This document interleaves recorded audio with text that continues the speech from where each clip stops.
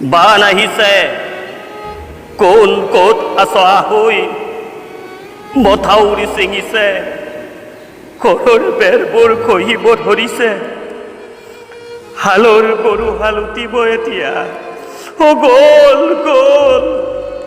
হালৰ গৰু হাল আহৈ ক'ত ক'ত আছা যোৱাবাৰ মথাউৰি ছিঙোতে মন্ত্ৰীদেউ আহি কৈছিলে মথাউৰি বান্ধিম মজবুতকৈ টকাও আহিল বান বান্ধিলে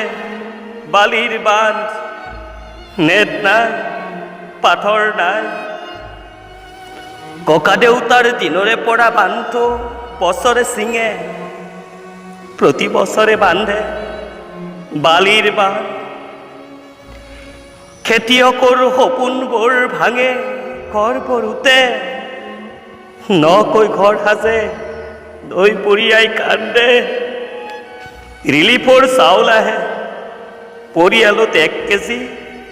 দাইল আধা কেজি হিচাপত কিন্তু কৌটিৰ ঘৰ বিধায়ক আহে মন্ত্ৰী আহে বান বান্ধে বালিৰ বান্ধ পথাৰত বালিচৰ পৰে কৃষকে কান্দে সোণগুটি ঢুকায় সপোন বাবুল কাই ৰেংমাইৰ একমাত্ৰ ল'ৰা